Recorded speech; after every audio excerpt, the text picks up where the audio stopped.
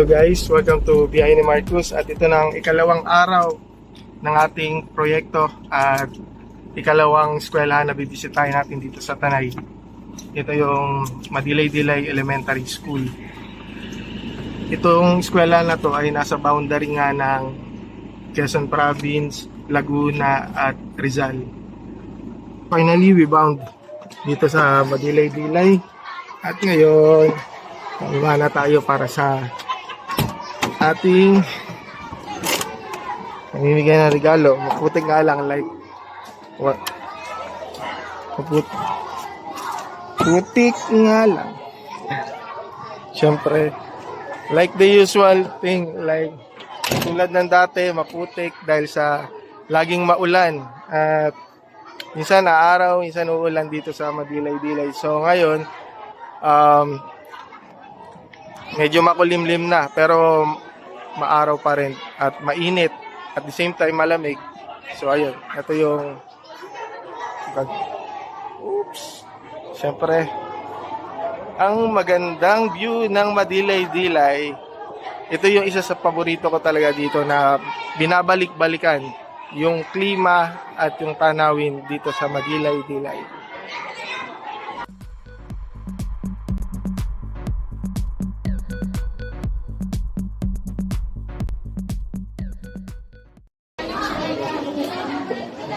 Magandang araw mga batang mades.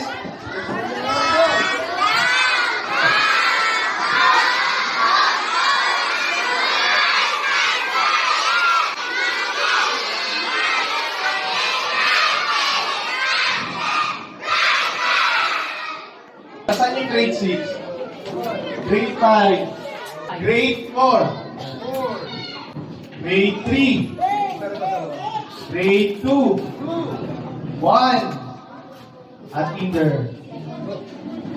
Nung kauna-una nating pagbisita dito sa Romanes, actually, konti lang talaga yung mga bata na na-meet ko noon.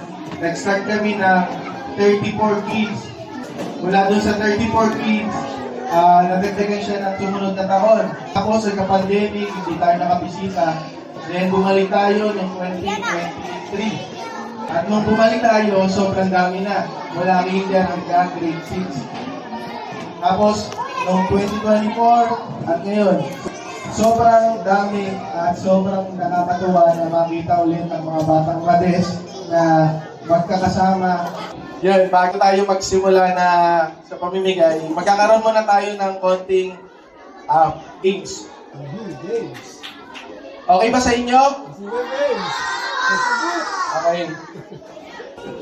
Mula kinder hanggang grade 6, magkakaroon tayo ng dalawang team.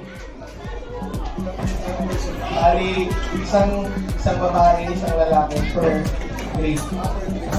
2, 1, go!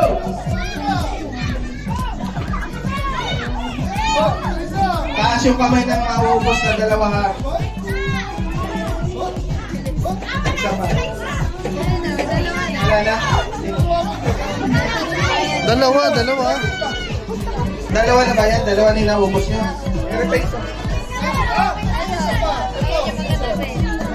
Okay, may nanalo na. 2, 1.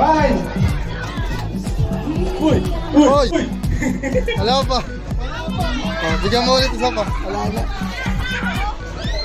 Okay, go. Go.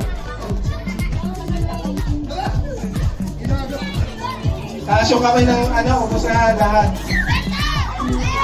Tara.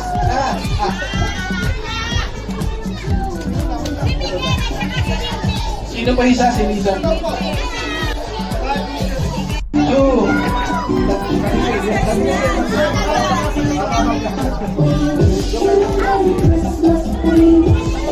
Okay, ready? 3, 2, 1, go!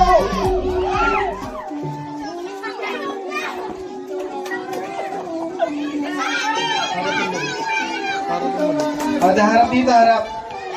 Harap dito. Para malaman natin kung sino magaling kumain ng lasyaw. Ayun.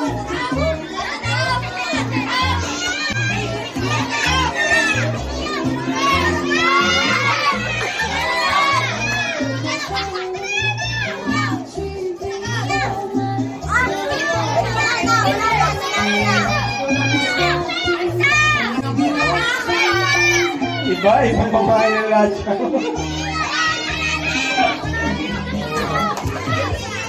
Wala na, may nanalo na.